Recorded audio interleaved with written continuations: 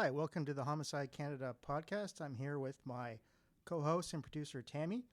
This is episode 78, so we're getting up there, Tami.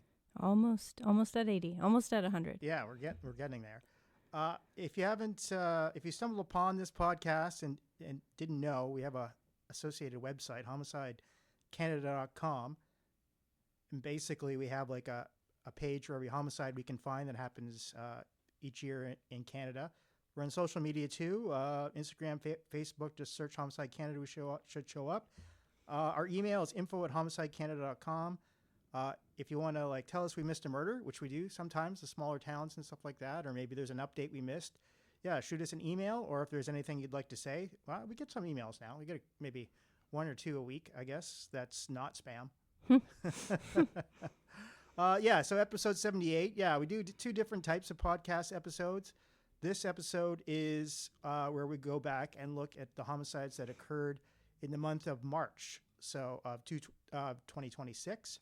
So let's start off with some stats, year-to-date stats right away. That's what we usually do for these special, I guess they're not special, but the monthly podcast. Year-to-date Canada, how many homicides have we found so far? 171. Males, 123. Females, 39. The rest we don't know the gender. That projects out to a total of 524 for the whole year, if it was the same rate. And we found 583 last year. So it's kind of below. I guess the one thing I would say, I don't know if you listen, that generally the colder months in the beginning have less murders. Yeah. But it depends. Like January, yes. February and that, it kind of varies in that. Summer, that's where it can pick up. So anyways, projected homicide rate per 100,000, 1.26. So, that's fairly low. Although there's StatsCan, they always have some that we don't. So, yes, and we still don't know. We're still not sure exactly where they are in that. Yeah. So, because I think we're gotten a lot better at finding them. Yeah. So for women, the projected total is 120. That's versus 143 we found last year. And for men, it projects out to 377 versus the 404 we found last year. So basically, it looks like for both men and women, we're kind of down a bit from last year. But it's still, today's April 29th. So it's basically a third in. So I guess we'll see what happens. If you want to know which province has the highest homicide rate currently, it is Saskatchewan at 4.84. Manitoba, a big drop down to 2.85. Manitoba's doing pretty good this year. Yeah, they all seem to be, most of them are in Winnipeg. Most seem in Winnipeg. Yeah, usually there's a lot that are outside of Winnipeg. Yeah. But this year, I don't know what's going on there. So good, though. Good for the people in Manitoba that aren't in Winnipeg. BC in third with 2.16. Alberta with 1.4. Nova Scotia with 0.84. Ontario 0.83. That's pretty low for Ontario. Quebec 0.74. Newfoundland 0.56, New Brunswick 0.35, and PEI has not had a homicide yet so far. So good for that small, or what am I trying to say? Sparsely populated province, I guess. Yeah. All right. So for the big cities, those that have populations over 500,000, the murder rate per 100,000, tops right now is Winnipeg with 4.9, then Surrey, BC with 3.8, Brampton, Ontario 1.9, Edmonton 1.5, Ottawa 1.5, Calgary 1.2, Quebec City 1.1. It's a bit of a surprise because Quebec City usually doesn't have too many homicides. Yeah. Hamilton 1.1, Montreal 1.1, Vancouver 0.9, Mississauga, Ontario 0.9, Toronto only 0.5. That's surprising. That's weird. I don't know what's going on in Toronto, but no one's killing each other anymore. I don't know. It's good for people in Toronto. I don't know if it's because it's too expensive to live there and all the murderers moved away or maybe. Or what? Because interestingly, New York City right now is a lot less murders. Yeah, way low in New York. It's bizarre. So I don't know what's going on. I think maybe the rich billionaires that can afford to live there, they don't murder people. That's my hypothesis. All right. And then Halifax, surprisingly, hasn't had a murder yet. So there's been a couple outside of Halifax in Nova Scotia, but none in Halifax so far. So that's good. Okay, so the March homicide stats, there were 40 homicides in March 2026 versus 46 in March 2025. So that's a 13% decrease. It's kind of close, but Who knows? Yeah. Some more might pop up. There might be, we might have missed a couple, but yeah, it still seems like a decrease in that. So still kind of continuing the trend of like overall less homicides. All right. In March, who was the youngest victim? That was a 15-year-old boy in Barons River First Nation. Do you know what province that is? No. All right. I'll just keep reading it. Yeah. You can look it up. I will. On March 20th, 2026, the RCMP responded to a 911 call from a home in Barons River First Nation around 9:07 in the morning. Following a reported stabbing, when officers arrived, they found a 15-year-old boy with serious injuries. Despite efforts at the scene, he was pronounced dead. Police have confirmed the case is being investigated as a homicide. The investigation is ongoing as authorities work to determine what led to the fatal attack and identify those responsible. So it's in Manitoba. Okay. And, and so they, interestingly, they don't, there's been no arrests. No. And that. But I don't know. I can't think that Barons River is very big. So. It doesn't look very big, so. So, I don't know. Somebody gets stabbed, and then I don't know who did it. But anyways. The next one, the oldest person murdered in March in Canada of 2026 was 69-year-old Wayne Versfelt in Abbotsford, BC. March 23rd, 2026 at around 11:11 p.m. Isn't that a song by the Arkells? It is. Okay. All right. Police in Abbotsford responded to reports of gunfire at the Whatcom Road Park and Ride area, a location known to have a large encampment.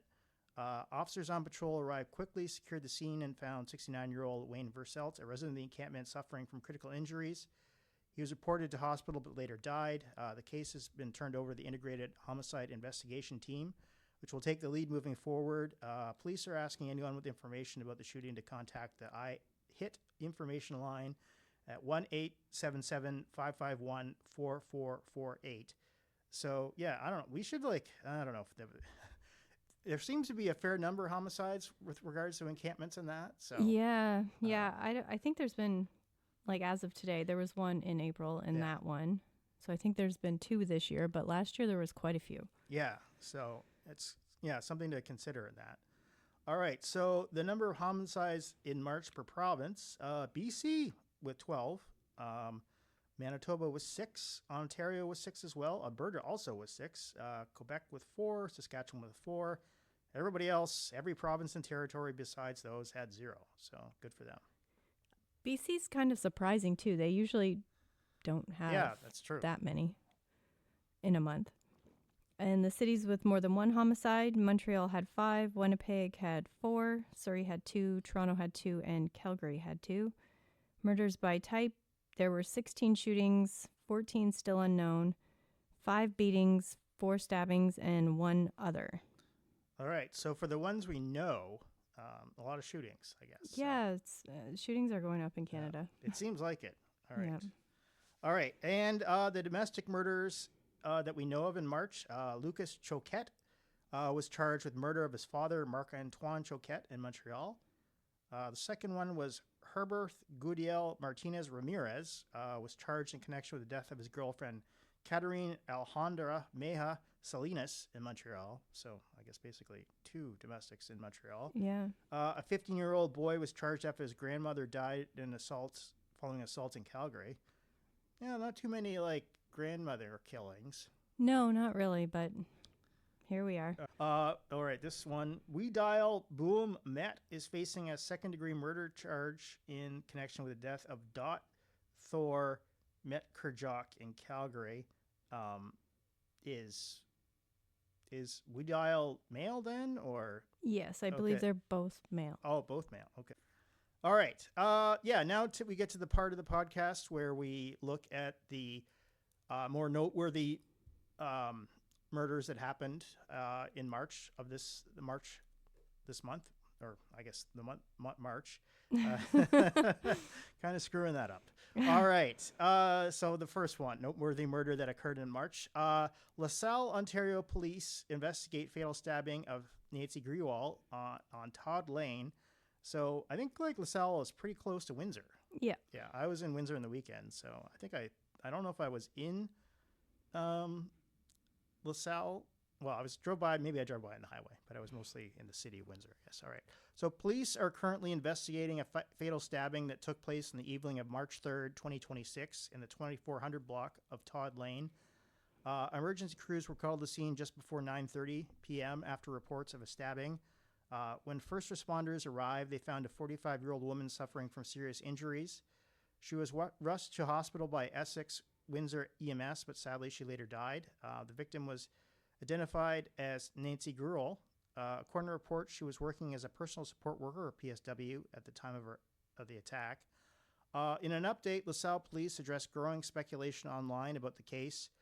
Investigators said they are confident this was not a random act of violence. Instead, they believe that Nancy Grewal was intentionally targeted. Police have not released further details about a possible motive, stating that sharing too much information could compromise the ongoing investigation. According to the Windsor Star, Alicia Grewal, 36, said her sister had received threats for her online activities, which included discussions about Khalistan, India, and other issues. Quote, for the past few years, she was making those videos on social media, unquote, she said. Quote, the threats had only been made on social media, which we took lightly, but after the arson attack on her house, maybe these threats were much more serious, unquote. That's kind of interesting. Yeah. Ontario Provincial Police, working alongside Windsor Police, released surveillance footage connected to an arson incident that may be linked to this. The video shows someone pouring a flammable liquid onto her porch and then igniting it and running back to a waiting vehicle. In a rare English language video on November 11th, Nancy Grewal said she feared for her safety after someone tried to torch her house. I believe God saved me, Grewal said in the video. God saved my life. Nothing happened to me. Nothing happened to my house. Everything is going good. I just called the cops. I know who this person is. The person belongs to Khalistan. Authorities are asking for the public's help in identifying any suspects or vehicles involved. If you have any information related to this case, or if you may have surveillance footage from the area, you're urged to contact Detective Sergeant Jamie Nestor or reach out to the LPP tip line. We'll continue to follow this story and provide updates as information becomes available. So yeah, this occurred in March. Let me look this here. March 3rd. Yeah, recording this April 29th. There's been no arrests at all in that. So. No, and like, I guess back in November there was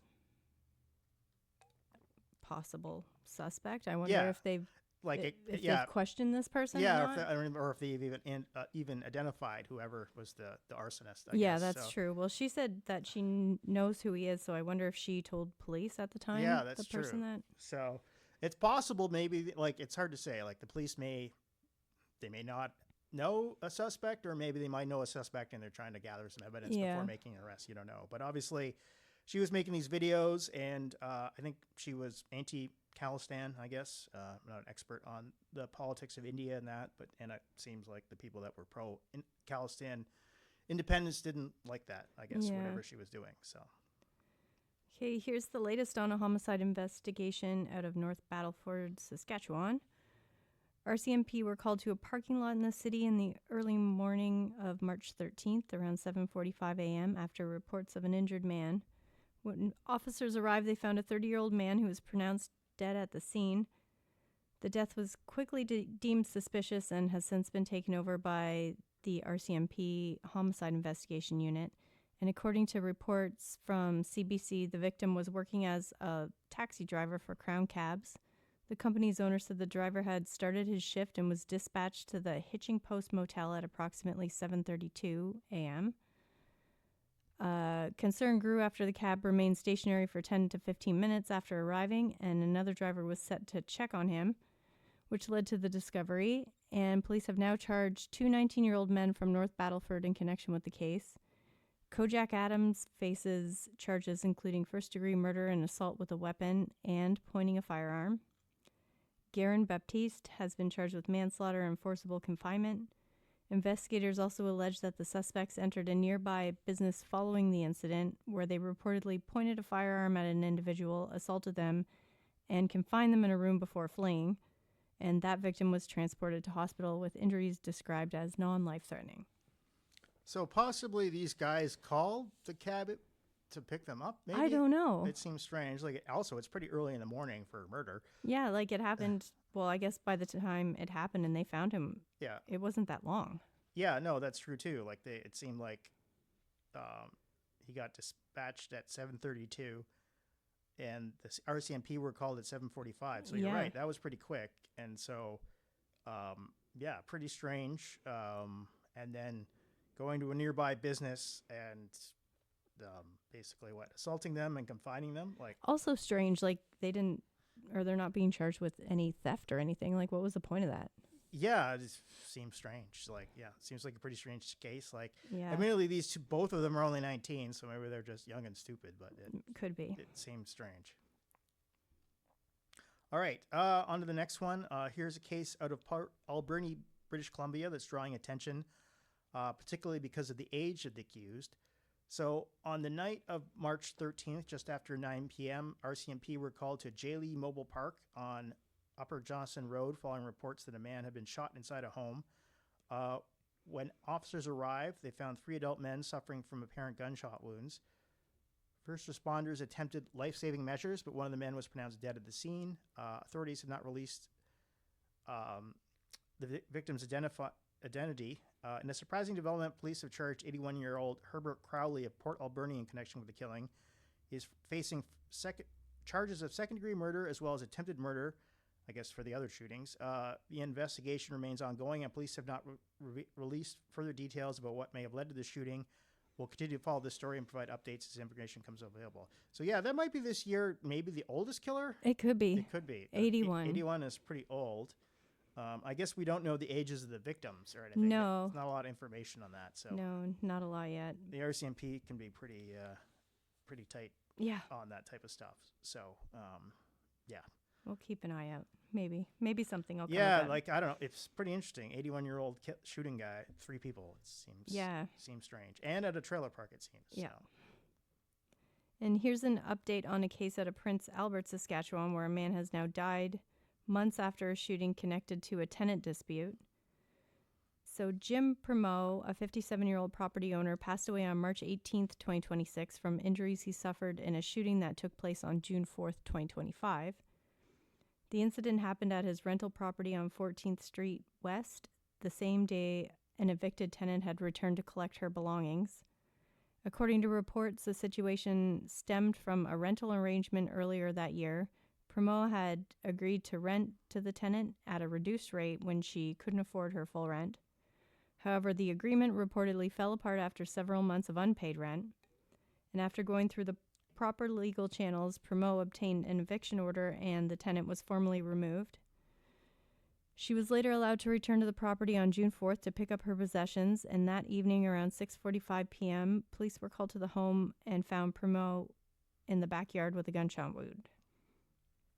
Officers administered first aid before paramedics transferred him to hospital with life-threatening injuries.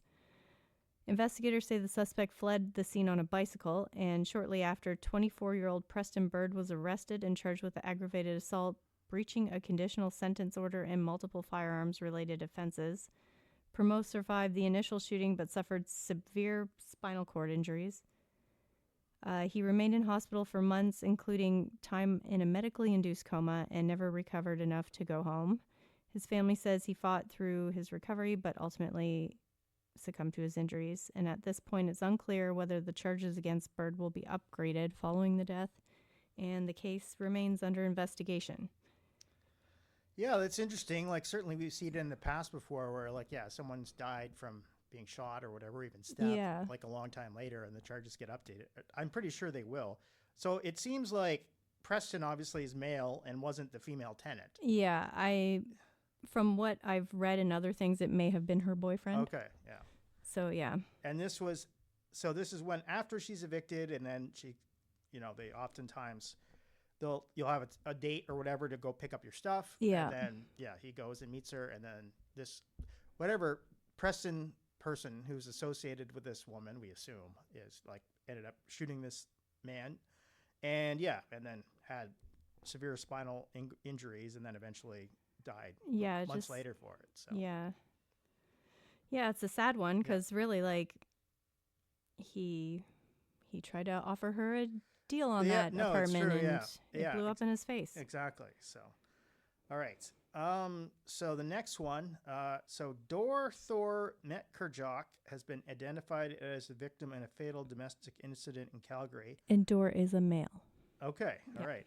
So on the night of March 25th, 2026, at around 9 p.m., Calgary police were called to a home in the 2300 block of Crestwood Road Southeast following reports of violent altercation. When officers arrived, they found a man in his 20s suffering from critical life-threatening injuries. He was rushed to hospital but later died from those injuries, and then the victim was 28-year-old Dor Thor Metkurjock. Police say those responsible had already fled the scene by the time officers arrived. As the investigation unfolded, authorities executed search warrants at a residence in the northwest community of Citadel. This led to charges against 22-year-old Weedial Blom Met, who is now facing one charge of second-degree murder. Investigators believe the incident was domestic in nature and have stated there's no ongoing risk to the public. The accused made a court appearance on April 16th. As the investigation continues, anyone with information about this case is encouraged to contact police or submit a tip anonymously through Crime Stoppers. So this seems to be, I guess, like a gay couple killing. I don't know. I guess it could be roommates, could be a couple. Yeah, I guess so. Yeah, we're not really sure how they are together. Yeah, or were together. But the police did describe it as a domestic incident. Right? Yeah. Okay. But would that still be like if you had a roommate and was that considered domestic?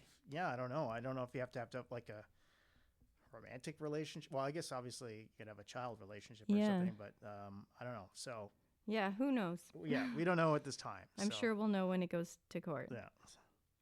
All right.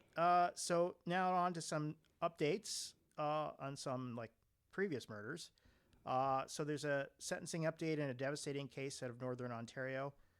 All right. I got to pronounce this place.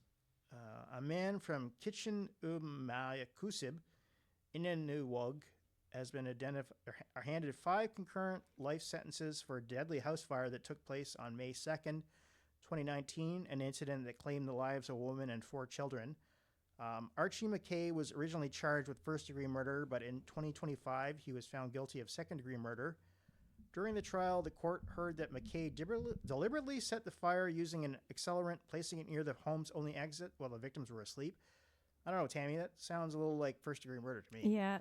Yep. The fire killed 47-year-old Geraldine Chapman and her 60-year-old daughter, Shadera Taylor Bella Chapman, and 3 children in her care, 12-year-old Angel Kenesha McKay, 9-year-old Carl Jovan Cutfeet, and 7-year-old Haley Ocean Jenna Chapman.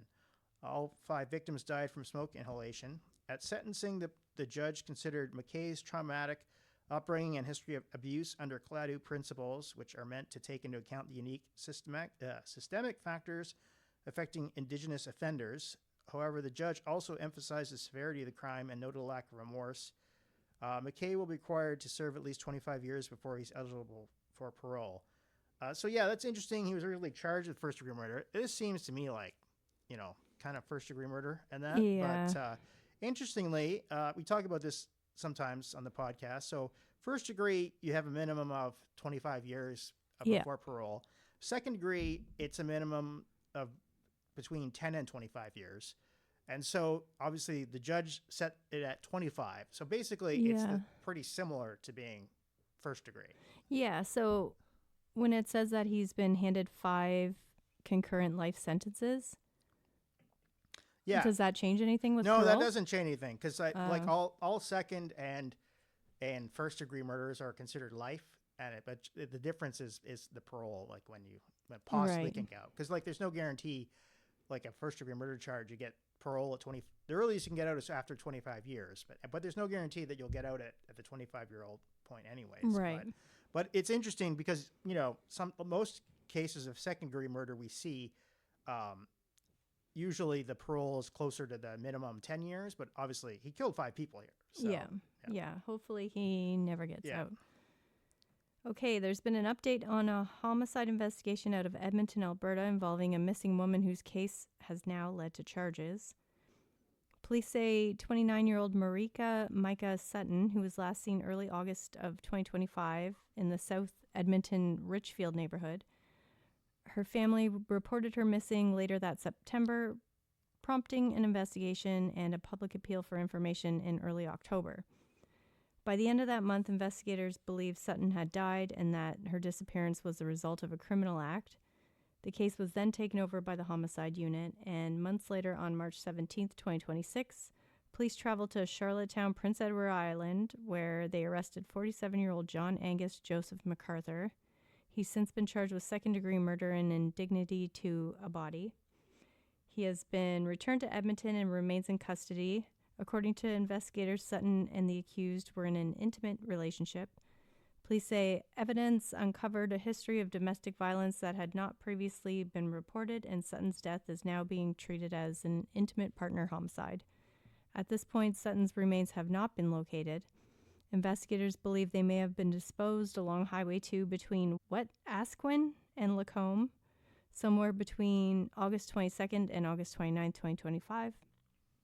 Police say the accused was driving in a black 2014 Jeep Patriot at the time. Authorities are asking anyone who traveled that stretch of highway during those dates and may have seen anything unusual to come forward. Landowners, hunters, and others familiar with the area are also urged to remain alert for anything that could assist in locating Sutton. Police say multiple units and agencies have been involved in the investigation, which remains ongoing, and anyone with information is encouraged to contact police or Crime Stoppers. So interesting, yeah, that there's a charge without a body. Yeah, that doesn't happen often, but it has happened before. Yeah. So yeah, they must have some pretty good evidence in that. Yeah. And it seems like they have an area at least where maybe the body was disposed of in that. Yeah. So. All right. But crazy that he went across the country. Yeah, I don't know. I don't know. Maybe to the farthest side. Yeah. I don't know. I guess that's maybe it kind of makes sense. I don't know. I don't know if I would do that if I was a murderer, but maybe I would. Anyways, next one. A Toronto homicide case from 2023 has now reached resolution in court. So back on December 26, 2023, Toronto police responded to a medical call in the area of Boosted Avenue and Roncesvalles Avenue around 9:05 a.m. When police officers arrived, they found 68-year-old Vinko Skoko inside a residence in medical distress. He was transported to hospital where he was later pronounced dead. Investigators determined that earlier that morning, Skoko had been involved in an altercation with a man riding a bicycle during which he was allegedly struck with objects. Just a few days later, on December 29th, 51-year-old Vangeli Keskanov was arrested and charged with manslaughter and assault with a weapon. Now, in an update, as of April 9, 2026, Keskanov pleaded guilty to manslaughter.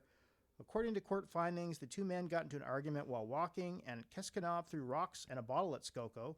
Although Skoko made it back home, he was shaken by the encounter and soon collapsed.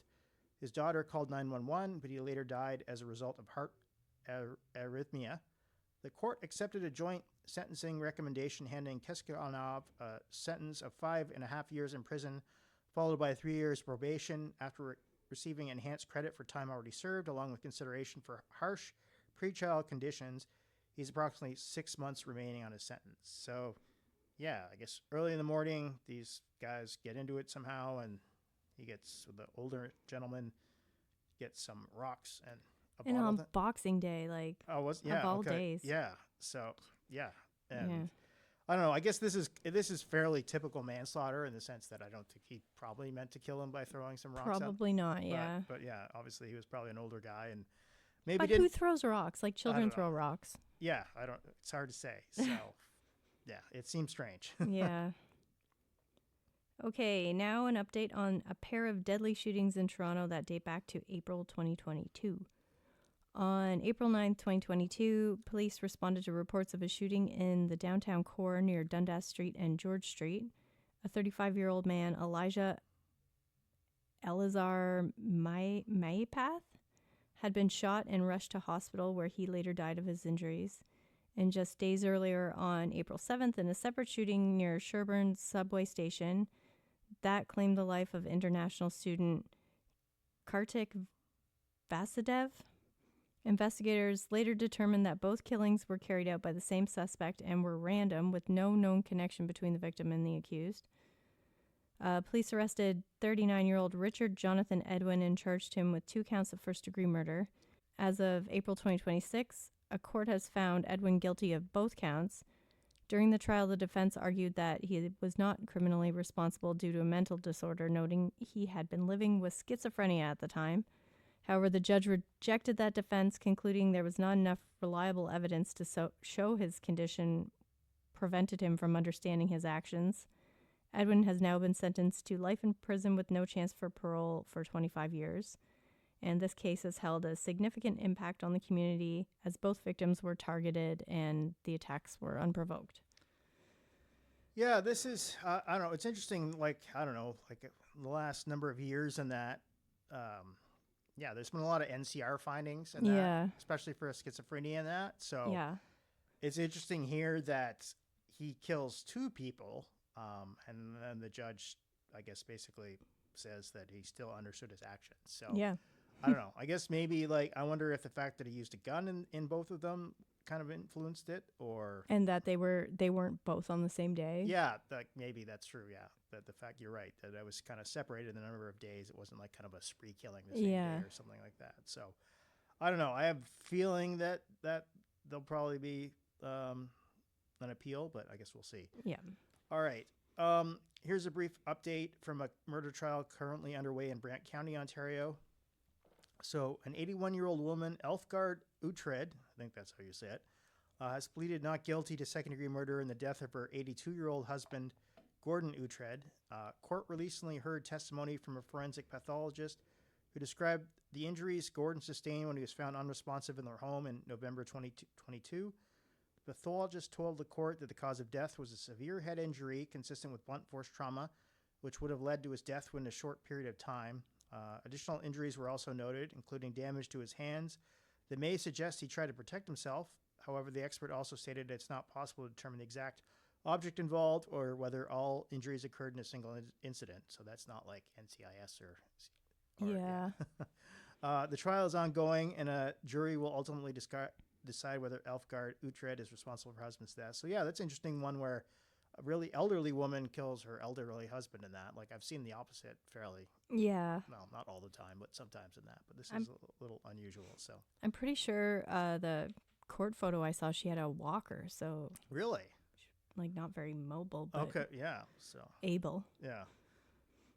There's been an update on a high-profile case out of Burnaby, British Columbia. The man accused of killing RCMP Constable Shaylin Yang in 2022 has been found not fit to stand trial.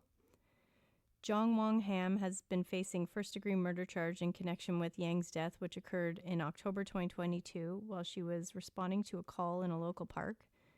RCMP said Constable Yang, 31, had partnered with City of Burnaby employee and was engaged in her duties at a homeless camp on Gilmore Way on October 18th at approximately 11:05 a.m. Investigators said there was an altercation and Yang was stabbed. Yang was rushed and taken to Vancouver General Hospital where she was pronounced deceased. Jong Wong Ham was also shot and injured. And following a mental health fitness hearing, the BC Supreme Court ruled that Ham is currently unable to participate in the legal process due to severe delusional thinking and linked to a psychotic disorder. Well, the courts heard that he understands the basics of the justice system. His condition prevents him from making rational decisions about his defense.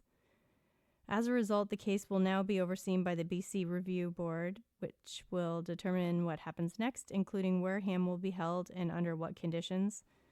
His case will be reassessed periodically, and if he's later found fit to stand trial, he could. And Ham has indicated that he intends to appeal the decision. That's strange. I don't know how, but yeah. I don't know. Like, yeah, it seems like, he wasn't found guilty. So, yeah, it's interesting here, like another encampment thing. And also, like, this guy was found, like, I don't know if it's like not maybe, is this officially NCR then, or he's just been found non-fit to stand trial? Yeah. So what are they? Maybe he's appealing the decision to put him in a psychiatric hospital? Yeah, maybe. I don't know. So I guess maybe it's possible that he could be found fit to stand trial. Maybe if he's properly medicated or something. Who knows? Yeah, but interesting. Yeah, there was a police officer that died too in that. So yeah, and I guess she was just called to like check on him to make sure he wasn't dead. Yes. So, which is also sad. Yeah, it's pretty ironic. Yeah. All right. So Jamie Bacon, identified by police as the mastermind behind the 2007 Surrey 6 killings, has been released from prison after completing a sentence for conspiracy to commit murder. So the original incident dates back to October 27, when 6 men were killed inside a Surrey apartment building during a targeted gang attack. Investigators say the attack was meant to target a rival gang leader, but escalated when multiple people were inside, including individuals who had no connection to the conflict. At sentencing, a judge described the plan as calculated and deliberate, tied to control over the local drug trade. Bacon, a leader within the Red Scorpions gang, was found to have orchestrated the plot. In 2020, he pleaded guilty to conspiracy to commit murder and received an 18-year sentence. So it's interesting that, like, he was the guy who seemed like was putting it together, but then he ends up not even getting charged with first-degree murder in that. So I guess that the prosecutors thought that they couldn't get him on that and just took the conspiracy to commit murder. However, because he had already spent more than a decade in custody awaiting trial, he had just over 5 years left to serve at that point. Now, as of April 2026, Bacon has been released under a peace bond. Police say the conditions include a curfew and close monitoring, and he's expected to reside in Edmonton under supervision from provincial authorities. Officials have not disclosed his exact location, but say law enforcement will continue to track his movements due to concerns about public safety. Yeah, because like 6 people died. So it's also funny that they say like they're going to track his movements because of public safety, but they don't let the public know where he is. Yeah, he's somewhere in Edmonton. So. Yeah. 40-year-old Keith James Landry pleaded guilty to manslaughter in connection with the fatal stabbing of 15-year-old Broden Radomski in Edmonton. Here's the backstory. Edmonton police responded to the area of 137 Avenue and 184 Street on the report of an injured youth on May 21st, 2024 at approximately 9:30 p.m. Upon arrival, they located a 15-year-old suffering from serious life-threatening injuries. The youth was identified as Broden Radomski. On Friday, May 24th, 2024, Edmonton medical examiner completed an autopsy on the youth, and the cause of death was determined to be a stab wound and the manner of death a homicide. Police later found Landry in a nearby vehicle. He was unresponsive and under the influence of alcohol and drugs and charged with second-degree murder. And an update from April 23rd, 2026. Keith James Landry originally faced second-degree murder charge but pleaded guilty to the lesser charge of manslaughter just before his trial was set to begin. And according to Global News, Landry and the teen were walking together with family members and friends in a rural area between Edmonton and St. Albert when the attack occurred. Without warning, Landry pulled out a knife and fatally stabbed the boy in the throat. Radomski died within minutes at the scene, and during the sentencing, court heard that the emotional victim impact statement from Radomski's family and friends, many of whom described lasting grief and trauma. Landry showed little reaction and declined to address the judge. The 14-year sentence was jointly recommended by both the Crown and the defense and accepted by the judge, who acknowledged the profound impact of the crime. With time already served, Landry is expected to spend 11 more years in custody. So 14-year sentence for manslaughter is pretty long. And because this seems strange because, I guess all these people knew each other and that. And then this guy, just older man, I guess, 40-year-old, just sort of stabs this 15-year-old. Like, it seems very odd. It is weird. Like, teenagers, I don't know, are teenagers. Yeah. And sometimes they say stupid things. Yeah. But even if that were the case, you're a grown man. Yeah. Figure out your emotions. I don't understand. But also he was drinking and drugged. Okay, yeah. Or under the influence of drugs. Yeah, so, pretty strange case. 14-year sentence. The one thing with manslaughter, they have, I guess, 2/3 of a sentence mandatory release. So, he could be out, I don't know. He's already served some time, but he's still going to be in there for some more time. Another one. So a major unexpected development in a case that's been unfolding for more than 5 years. This involves the death of Trina Hunt, whose remains were discovered near Hope, British Columbia, back in March 2021. Her husband, Ian Hunt, was charged in 2025 with indignity to human remains, accused of disposing of her body. Yeah, we often see this, like people get charged with just that first, and then I guess, they try to build the charge or the murder charge later, or ongoing, I guess. So notably, no one has been charged in connection with her death. So basically, he's just accused of disposing of her body, but not murder or anything like that. Yeah. So now in a rare move, Canada's Attorney General has stepped in, seeking to block certain evidence from being disclosed in court, arguing that releasing it could pose a threat to national security. Legal experts say this type of application is extremely uncommon in a case like this and could involve highly sensitive information such as intelligence sources or other protected material.